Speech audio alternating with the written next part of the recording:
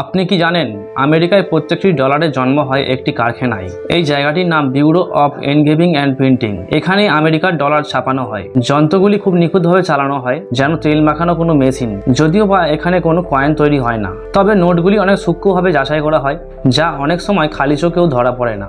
ডলারগুলির উৎপত্তিস্থল Washington DC ও court worth, টেক্সাসের এই দুই শহরে। এই দুই জায়গা থেকেই প্রতিদিন গড়ে 541 মিলিয়ন ডলারেরও বেশি নোট বেরিয়ে আসে বিশাল আকৃতির প্রিন্টিং মেশিন থেকে। কিন্তু আপনি কি জানেন কিভাবে এই প্রক্রিয়া চালনা করা হয়? আন্তর্জাতিক নোট হিসেবে তাদেরকে কি গোপনীয়তাই বা পালন করতে হয়? মূলত এই ডলার কিভাবে কি থেকে তৈরি হয়? ভিডিওটি অনেক ইন্টারেস্টিং হতে চলেছে, তাই সম্পূর্ণ দেখার অনুরোধ রইল। একটি $1 নোট আপনি যতই ঘষে দেখেন না কেন, তা কখনোই কাগজের নোট মনে হবে না। তবে এই নোট কাগজ থেকে তৈরি হয় না। 75% তুলো আর 25% লিননের এক মিশ্রণে তৈরি করা হয় এই ডলার। এই বিশেষ ম্যাটেরিয়াল যুগ যুগ ধরে সরবরাহ করে আসছে কেন পেপার নামে একটি কোম্পানি, যারা আমেরিকায় ফেডারেল রিজার্ভ নোট ব্যবস্থা শুরু থেকেই একমাত্র সরবরাহকারী। এতটাই বিশেষ এই উপাদান যে আইনত অন্য কেউ এটিকে ব্যবহার করা নিষিদ্ধ। এত গুরুত্বের সাথে তৈরি হওয়া প্রতিটি ডলারের নোটে থাকে একাধিক গোপন সুরক্ষা বৈশিষ্ট্য। যেমন প্রতিটি নোটে থাকে লাল এবং নীল রঙের সূক্ষ্ম ফাইবার, যা এলোমেলো ভাবে ছড়ানো থাকে। $1 বাদে সব নোটেই থাকে এই ওয়াটারমার্ক। আলোয় ধরলে দেখা যায় একটি ছবি, থাকে রং পরিবর্তনকারী কালি। নোট একটু হেলালেই রং পরিবর্তন হয়, এবং বিশেষ সিকিউরিটি থ্রেড, যা আলোয় ধরলেই নাম দেখা যায়। আবার ইউভি রশ্মিতে ধরলে আলাদা আলাদা রঙে জ্বলে ওঠে। প্রতিটি নোট যেন এক ক্ষুদ্র নিরাপত্তা দলিল। তবে এত কিছু একদিনেই সম্ভব হয়নি। প্রথমত হাতের আঁকা থেকে শুরু হয়। একটি নোটের ডিজাইন প্রথমে হাতে আঁকা হয়, তারপর তৈরি হয় একটা স্টিলের প্লেট। এই স্টিল প্লেটগুলির গায়ে সূক্ষ্মভাবে খোদাই করা হয় ডিজাইন, যা তৈরি হয় একটি মাস্টার ডাই। সম্পূর্ণ প্রক্রিয়াটি শেষ হতে প্রায় সময় লাগে 8 দিন। তবে ডাইগুলি শুধুমাত্র স্টিল দিয়েই তৈরি হয় না, এগুলি কোমো প্লেট, যাতে পরবর্তী চাপে এগুলি ক্ষতিগ্রস্ত না হয়। প্রতিটি প্লেটে থাকে আলাদা খুঁটিনাটি অংশ, যেগুলি জিগস পাজেলের মতো জোড়া লাগানো হয় ট্রান্সফার প্রেস নামক এক ধরনের যন্ত্রের মাধ্যমে, যে মাধ্যমকে বলা হয় সিরোগ্রাফি প্রসেস। এরপর এই মূল প্লেটগুলি থেকে শত শত কপি তৈরি করা হয়, যা দিয়ে পরবর্তী ডলার ছাপানো হয়। তবে এই গোটা প্রক্রিয়ার মাধ্যমে বেঞ্জামিন ফ্রাঙ্কলিন থাকা $100 নোটের ক্ষেত্রে যা নিয়ে তৈরি হয় একটি চমকপ্রদ প্রশ্ন। এই নোট যদি হাতে নিয়ে একটু ভালো করে দেখেন, তাহলে বুঝতে পারবেন $100 নোটের মাঝখানে যে নীল রঙের ফিতা দেখা যায়, সেটা আসলে একটি ত্রিমাত্রিক নিরাপত্তা রিবন। দেখতে সাধারণ হলেও এর কাজ একেবারে অসাধারণ। এই রিবন জালিয়াতিদের জন্য একটি বড় বাধা। তবে এইটুকুই নয়, প্রতিটি নোটেই থাকে এমন সূক্ষ্ম সব বৈশিষ্ট্য যেগুলি খালি চোখে ধরা পড়ে না। এই ফিচার্সগুলি শুরু হয় অত্যন্ত নিখুঁতভাবে তৈরি করা স্টিলের প্লেটগুলি থেকে। এরপরেই আসে মাইক্রো প্রিন্টিং। নোটের মধ্যে চোখ রাখলে আপনি দেখতে পাবেন বহু সূক্ষ্ম সূক্ষ্ম লাইন আর বিন্দু, কিন্তু একটু গভীরভাবে লক্ষ্য করলে বুঝতে পারবেন এর মধ্যে লুকিয়ে আছে ক্ষুদ্র ক্ষুদ্র লেখা। একটা $100 নোট হাতে নিয়ে বেঞ্জামিন ফ্রাঙ্কলিনের গলার দিকে লক্ষ্য করলে বুঝতে পারবেন সেখানে লেখা আছে the United state of America. আবার ছবির একেবারে নিচে খুঁজলে দেখতে পাবেন ছোট ছোট USA লেখা। এই লেখাগুলি এতটাই সূক্ষ্ম যে সাধারণ কপি বা স্ক্যানারেও তা বোঝা যায় না। এরপরেই আসে আপসোট প্রিন্টিং। $2 এবং তার ঊর্ধ্বের নোটগুলির দুই পাশে রঙিন ছাপ বসানোর জন্য ব্যবহার করা হয় অফসেট রোলার। এই রোলারগুলিতে থাকে বিশেষ চুম্বকীয় কালি, যা দিয়ে একই সঙ্গে নোটের উভয় পাশে ছাপানো হয় বিভিন্ন রঙের ডিজাইন। $1 নোটে এই প্রক্রিয়া থাকে না, তাই তা অন্যদের তুলনায় একটু আলাদা হয়ে থাকে। এই কালি কিন্তু সরাসরি নোটে পড়ে না। প্রথমে তা যায় স্টিল প্লেট থেকে এক ধরনের সফট রাবার ব্ল্যাঙ্কেটে, এবং সেখান থেকেই নোটে ছাপা হয়। যন্ত্রগুলি আকারে বিশাল, 50 ফুট লম্বা, ওজন 70 টন। তবুও এত দ্রুত কাজ করে যা প্রতি ঘন্টায় 10,000 সিট পর্যন্ত ছাপিয়ে ফেলতে পারে।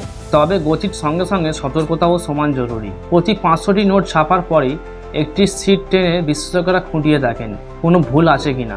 আরও একটি গুরুত্বপূর্ণ ধাপ হলো ইন্টাগোলিও পেন্টিং। $1 নোটে এই ধাপটাই প্রথম শুরু হয়। এই পর্যায়ে নোটের মুখে নাম্বার লেখা সহ অন্যান্য গুরুত্বপূর্ণ বৈশিষ্ট্য থাকে। স্টিল ও কোমো প্লেটের খাঁজে বিশেষ কালি ঢোকানো হয় এবং অতিরিক্ত কালি মুছে ফেলা হয়। তারপর প্রচন্ড চাপে তা বসানো হয় নোটে, যার ফলে নোটের উপর একটু উঁচু উঁচু টেক্সচার তৈরি হয়, যা জালিয়াতি ঠেকাতে সাহায্য করে। ইন্টারটালিও ছাপার জন্য থাকে আলাদা প্রিন্টার। এই মেশিনগুলির গতি প্রায় একই রকমের, যা ঘন্টায় 10,000 সিট ছাপাতে পারে। তবে পার্থক্য হলো এই প্রক্রিয়ায় একেবারে শুধু একটি রং ছাপানো যায়, এবং এই বিশেষ কালি পুরোপুরি শোকাতে সময় লাগে প্রায় 3 দিন। নোটের ডিজাইন যখন আপনার আঙুলের নিচে ভিন্ন রকমের অনুভূতি দেবে, সেটাই আসলে ইন্টেলিও প্রিন্টিং এর কামাল। ডলার নোটের প্রতিটি অংশ মাইক্রোস্কোপিক মান অনুযায়ী অত্যন্ত নিয়ম করে তৈরি করা হয়। কিন্তু সব নোটের একটি জিনিস আলাদা, আর সেটা হলো সিরিয়াল নাম্বার। যদিও এই মেশিনগুলি বিশাল পরিমাণ নোট ছাপায়, তবে প্রতিটি নোটের সিরিয়াল নাম্বার আলাদা হবে, এটাই স্বাভাবিক। এর জন্য আছে বিশেষ একটি লেটার প্রেস মেশিন, যেটা নোটের শেষ কাজগুলি করে থাকে। সিরিয়াল নাম্বার ছাপানো হয় সবুজ বা কালো কালি দিয়ে। এছাড়াও তাতে থাকে ট্রেজারি ডিপার্টমেন্ট ও ফেডারেল রিজার্ভের সিল এবং আইডেন্টিফিকেশন নাম্বার। নোটের ডান দিকে নিচে $10 বা তার বেশি মানের নোটে আপনি এমন একটি নাম্বার দেখতে পাবেন যা রং পরিবর্তনশীল কালি দিয়ে তৈরি হয়। দৃষ্টিভঙ্গি পরিবর্তন করলেই এই নাম্বার কপার থেকে সবুজ রঙে পরিবর্তন হয়, যা জালিয়াতির জন্য খুবই কঠিন ব্যাপার। তবে এই ডলার তৈরির কাজ এখানেই শেষ হয় না। নোটটি এখনো বাজারে আসার জন্য পুরোপুরি প্রস্তুত হয়নি। বাজারে আসার আগে বিশেষ মেশিনে নোটগুলিকে পরীক্ষা করা হয়, যার নাম অফলাইন কারেন্সি ইন্সপেকশন সিস্টেম। এই সিস্টেমে থাকে ক্যামেরা এবং বিশেষ সফটওয়্যার যা প্রতি সেকেন্ডে 2.5টি সিট পরীক্ষা করতে পারে। যদি কোনো ত্রুটি ধরা পড়ে, একজন কর্মী তা মনোযোগ দিয়ে পরীক্ষা করেন এবং ত্রুটিপূর্ণ নোটগুলিকে বাদ দিয়ে ভালো নোটগুলিকে সিলেক্ট করা হয়।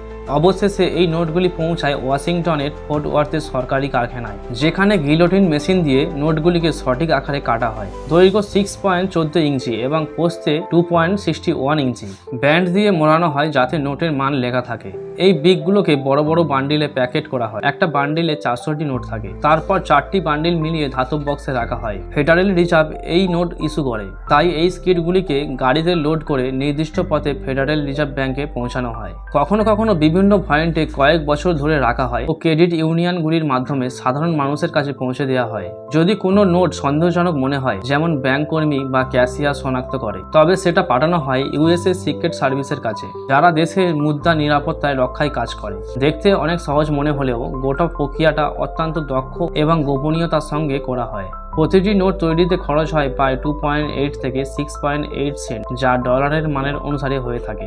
এখন আসি কয়েনের বিষয়ে। কয়েনের ক্ষেত্রে দক্ষতা এবং গোপনীয়তা এই দুটি শব্দ বেশি খাপ খায় না। তবে নতুন করে তৈরি হওয়া কয়েনগুলি দেখতে যত সুন্দর হয়, তার পিছনে কিছুটা পরিশ্রম ও প্রযুক্তি কাজ করে।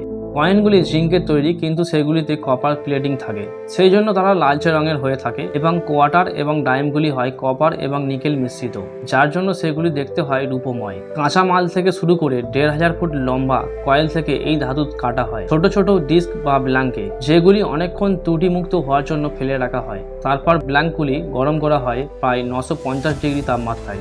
তারপর ক্লিনিং এবং ডাইং মেশিন দিয়ে ঝরঝরে করা হয়। এরপর এগুলি নরম করা হয় যাতে কয়েন বানানোর মেশিনে চাপ দেওয়া সহজ হয়। কয়েনের ধার উঁচু করতে অফসেটিং মেশিন ব্যবহার করা হয়। এরপর ডিজাইনগুলি তৈরি করা হয়। সবচেয়ে গুরুত্বপূর্ণ ধাপ হলো কয়েন ছাপানোর কাজ, যেখানে 60 থেকে 160 টন পর্যন্ত ছাপ দেওয়া হয় এবং কিছু ডিজাইনের জন্য একাধিকবার কয়েনকে ছাপানো হয়। ছাপার পর কয়েনগুলি ভালো করে পরীক্ষা করা হয়, তারপর ওজন এবং গণনা করা হয়। সবকিছু ঠিক থাকলে সেগুলিকে প্যাক করে ফেডারেল রিজার্ভ ব্যাংকে পাঠানো হয়, ঠিক নোটের মতোই। কয়েন তৈরির শিল্প যদিও বা প্রাচীন, তবে এখন কয়েনগুলি প্রায় বিলুপ্তির পথে, কারণ ডিজিটাল অর্থব্যবস্থার বাড়ার ফলে কয়েনের চাহিদা কমে গেছে এবং কয়েন তৈরির খরচও অনেক বেশি।